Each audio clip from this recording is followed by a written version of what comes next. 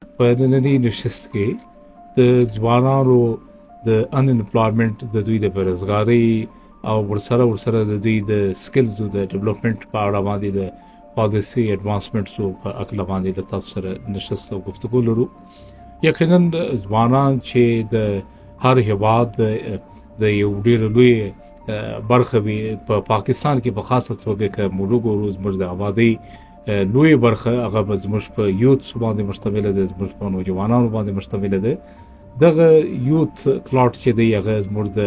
ملک لپاره یو ډېر لوی اساسه ده، یو ډېر لوی اسټس دی. کله چې دغه ځوانان په روزګار وي یا یو ښه تربیت ومومي، یو ښه روزنه یې وسي، نو یقینا بیا د دې قوم دپاره د دې هیواد لپاره د خپلې کمیونټي او د خپلې فیملي لپاره ډېر زیات ګټور ثابتېدلی سي، یو ښه کنټریبیوشن، یو ښه ونډه ولرلی سي. نو د دې لپاره لازمي دا دی چې ځوانان د نوي نړۍ سره د عصري مارکیټسو سره سم یو مارکیټ اورینټډ سکلز ولري، داسې مهارتونه،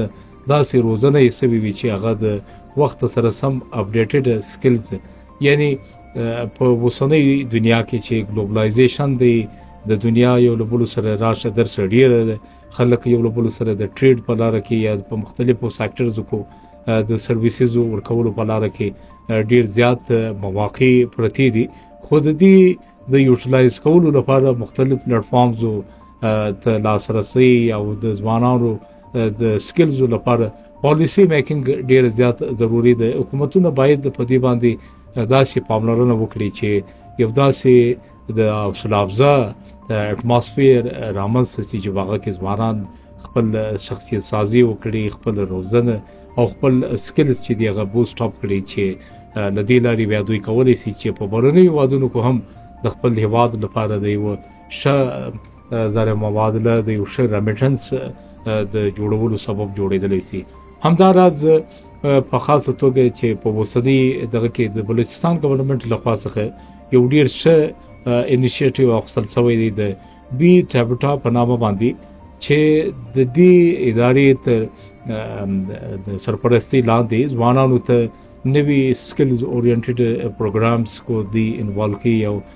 دوی ته نوي مهارتونه، نوي روزنه ورکول کېږي. همدارنګه بیا په بهرنیو هیوادونو کو فارن پلیسمنټ لپاره هم د ځوانانو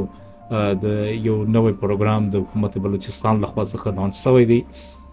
دا هم یو ډېر لوی موقع ده. یا هغه ځوانان چې هغه د اکیډمیک سرکلزو څخه وي یا د په تعلیم کې د دوی ډېره ښه ونډه وي، دوی تعلیم ته شوق هم لري او کولی سي چې خپل تعلیم ترسره کړي. د داسې هنرمندو او د داسې زیرکو سټوډنټسو لپاره د حکومت بلوچستان لخوا څخه بیا یو ډېر ښه پروګرام چې دی لانچ کړل سوی دی، چې ځوانان به د دنیا په ټاپ 100 یونیورسټیانو کې دوی ته د سکالرشپ د لارې او د مختلفو انټرنشپ د لارې دوی ته دا مواقع ورکوي چې دوی خپل